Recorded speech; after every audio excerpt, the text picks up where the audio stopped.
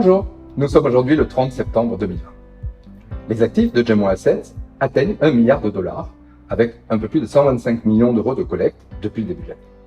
À titre d'exemple, un fonds comme GEM China, le seul fonds action Chine avec un label ISR, qui avait 20 millions d'euros d'actifs en avril, affiche aujourd'hui un peu plus de 50 millions d'euros d'actifs. Ce mois-ci, les marchés émergents affichent une performance légèrement positive, à plus 0,4% en euros, contre une baisse de 2% pour les bourses développées, pénalisées par le marché américain. Je passe la parole à Elena et Ariel pour le commentaire de gestion.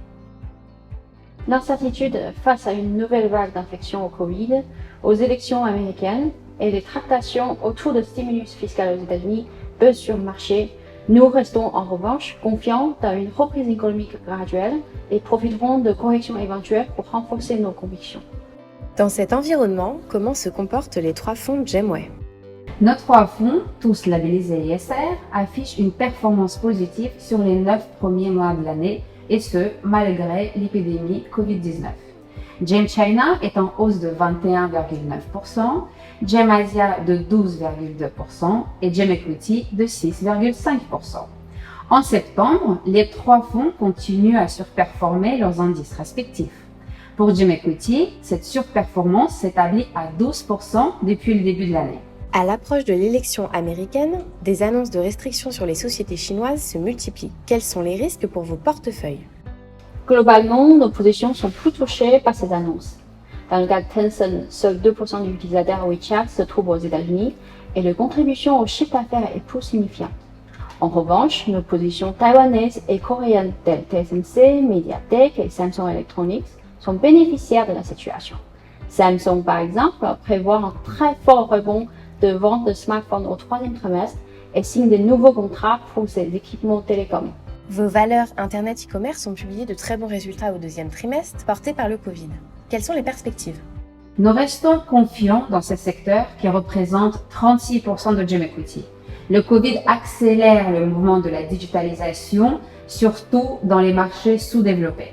Cette situation est bénéfique pour Mercado Libre et Magazine Luiza en Amérique latine et ici en ASEAN.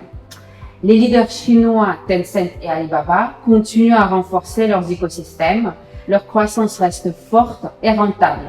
Les annonces récentes faites par Alibaba ont été bien saluées par le marché. Par ailleurs, Kingsoft Cloud et Kingyang Health, deux acteurs majeurs de services de cloud et de télémédecine en Chine, ont été initiés sur correction. Depuis février, vous n'avez pas voyagé. Comment se passent vos contacts avec les entreprises émergentes?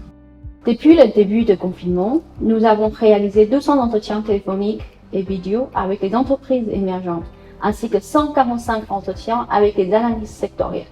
Le mois de septembre, d'ailleurs, a été très chargé en conférences visuelles.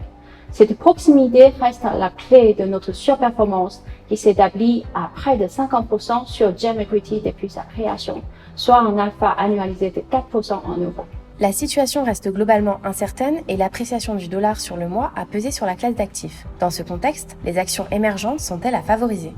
Sur le mois, le dollar s'est renforcé notamment contre le rouble russe et le réal brésilien.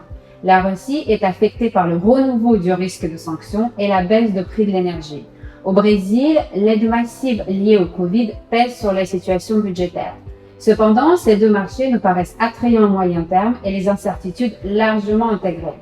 Le renminbi chinois reste quant à lui fort, en hausse de 5% depuis mai dernier contre le dollar, reflet d'une bonne tenue de l'économie et de la rigueur monétaire. Globalement, notre scénario de base reste une forte reprise bénéficiaire dans les pays émergents en 2021.